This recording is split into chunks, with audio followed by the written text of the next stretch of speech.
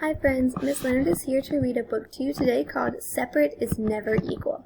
Sylvia Mendez and her family's fight for desegregation. Separate is never equal. Sylvia Mendez and her family's fight for desegregation. Sylvia had on her black shoes. They were shiny new. Her hair was perfectly parted in two long trenzas. It was her first day at Westminster School. The halls were crowded with students. She was looking for her locker when a young white boy pointed at her and yelled, "Go back to the Mexican school. You don't belong here." For the rest of the day, Sylvia did not speak or introduce herself to anyone in her classes. She kept her head down when walking in the halls. When she got home that afternoon, she told her mom, Felicity's, what had happened. "I don't want to go to that school anymore. The kids are mean." "Sylvia," said her mother, "no sabes que por eso luchamos? Don't you know why we fought?" 3 years earlier, in the summer of 1944, Sylvia and her brothers Jerome and Gonzalo Jr. and their parents had moved from the crowded city of Santa Ana, California, to a farm in nearby Westminster. Her father, Gonzalo Mendez, had labored for years as a farm worker, picking grapes and oranges. Now he was leasing a farm. He was going to be the boss. On their new farm, they were going to grow asparagus, chilies, and tomatoes. As the summer came to an end and the first day of school neared, Aunt Soledad drove Sylvia and her brothers and their cousins, Alice and Virginia, to the local public school on 17th Street so they could enroll. Sylvia was going to enter 3rd grade. Gonzalo was going to enter 2nd and Jerome 1st. What a handsome building, Sylvia thought, as they pulled into the parking lot. Trees lined the streets in front of the schools. There was a playground with monkey bars and a red swing. When they walked into the school, they noticed the hallways were spacious and clean. "I'm here to enroll the children in school," said Aunt Soledad when they arrived at the principal's office. The secretary gave Aunt Soledad 2 enrollment forms, one for Alice and one for Virginia. But she did not give her enrollment forms for Sylvia and her brothers. "They cannot attend this school," said the secretary. "They must go to the Mexican school." "Why do I have to go to the Mexican school?" Sylvia wondered.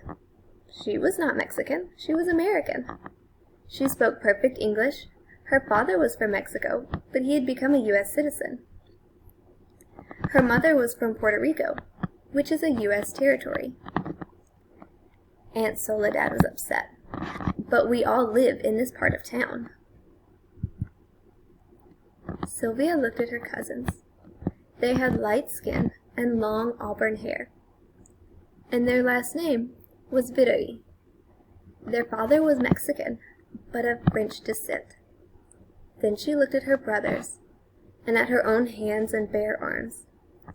She wondered, is it because we have brown skin and thick black hair, and our name is Mendez? "Rules are rules," said the secretary. "The Mendez children have to go to the Mexican school."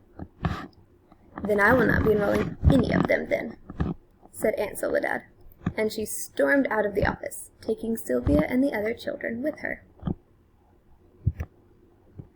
When they arrived home, Aunt Soledad told Sylvia's father what had happened. Mr. Mendez told her not to worry. It had to be a mistake. He would take care of it. He was a businessman, and he was used to dealing with people. The next day, Mr. Mendez met with Mr. Harris, the superintendent of the Westminster School. Mr. Mendez explained that his family had just moved to a nearby farm. "The public school on 17th Street is the closest school to our home, and my children should attend it." "Your children have to go to the Mexican school," said Mr. Harris. "But why?" asked Mr. Mendez. He was not given an answer other than, "That's how it's done." The following day, Mr. Mendez met with Mr. Atkinson, the county superintendent, Mr. Harris's boss, and then with the school board, which oversaw all of the Orange County schools. But they all said the same thing. Your children have to go to the Mexican school. But why? Mr. Mendez kept asking. No one could give him a satisfactory answer. That fall, Sylvia and her brothers had to attend Hoover Elementary, better known as the Mexican School, on Olive Street in the city of Westminster. The building was a clapboard shack, and the halls were not spacious or clean. A cow pasture surrounded the schools. The students had to eat their lunch outside, and the flies would land on their food. There was an electric wire that surrounded the pasture to keep the cows in. If you touched it, you got a shock. The school did not have a playground, not even a swing. The Mendez family did not give up. Time and time again, Sylvia heard her father with co-workers, friends, and other parents. "It's not fair that our children have to go to an inferior school, so a bad school," he said. "It's not only the building that's the problem. The teachers at that school don't care about our children's education. They expect them to drop out by the 8th grade. How can our children succeed and become doctors or lawyers or teachers?" Mr. Mendez created a group called the Parents Association of Mexican American Children. He tried to collect signatures for a petition to integrate the schools so that all of the children, regardless of their skin color, could have the same opportunities. But every time he asked someone to sign the petition, he would get the same answer. "No queremos problemas." We don't want any problems. Most of the parents worked on farms owned by white families and feared that they would lose their job if they supported the petition.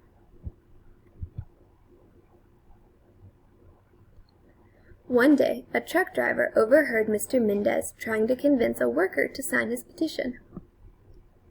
"You know," the truck driver said, "you could file a lawsuit."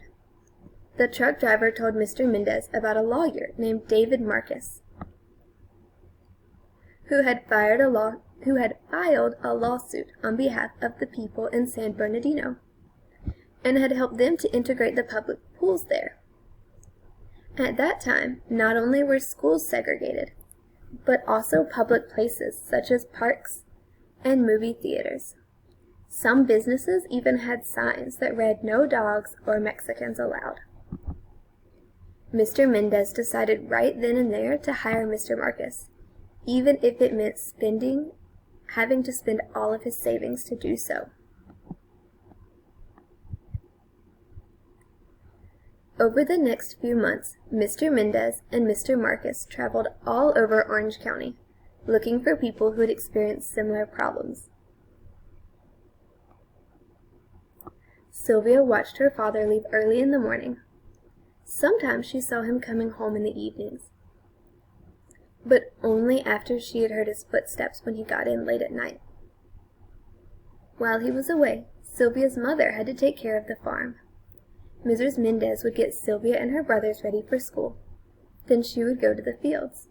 She started the irrigation system, drove the tractor, oversaw the workers, and solved any problems that came up.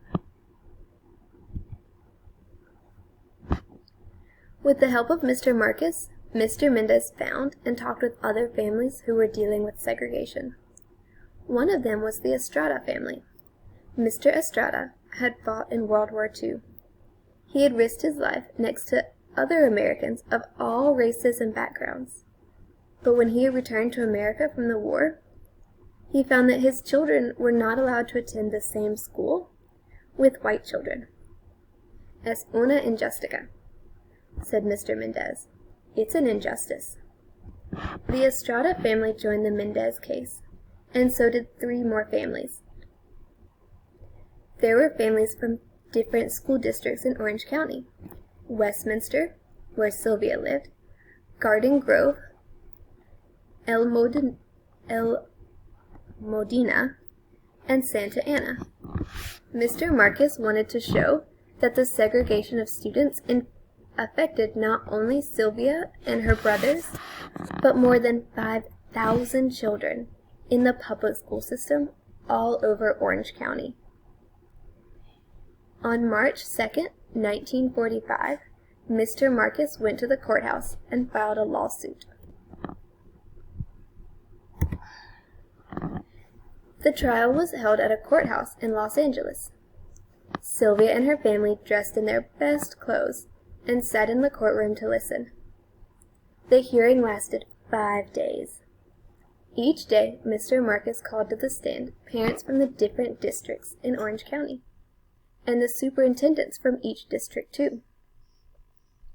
On the first day, Mr. Kent, the superintendent of the Garden Grove district, was questioned.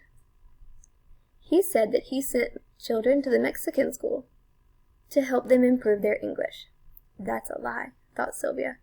Her English was as good as the English of any other children at the Westminster school. "Do you give the children any tests?" asked Mr. Marcus.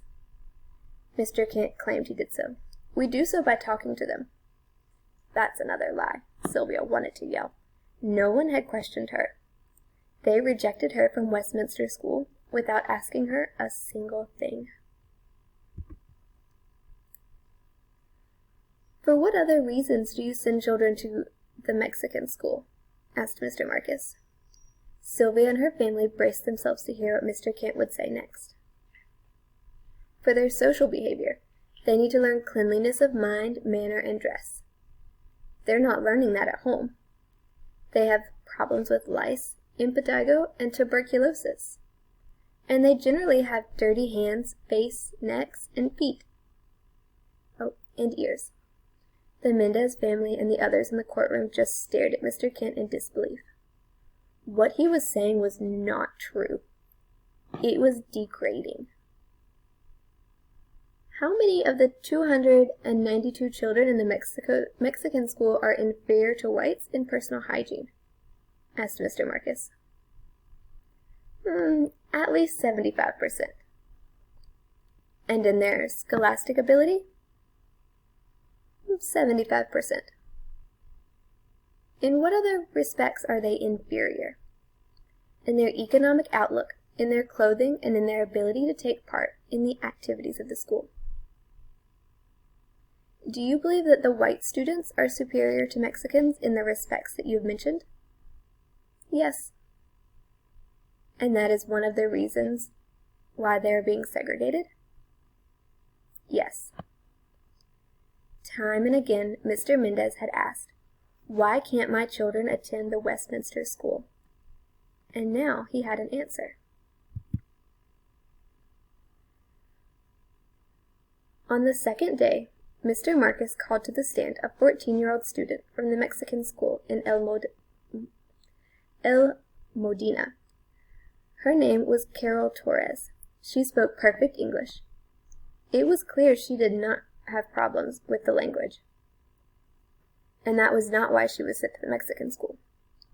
Mr. and Mrs. Mendez were questioned on the third and fourth day, and so was Mr. Harris, the superintendent of Westminster School. Sylvia was not called to the stand, but she was ready just in case. She tried looking her best every morning, and she practiced what she would answer.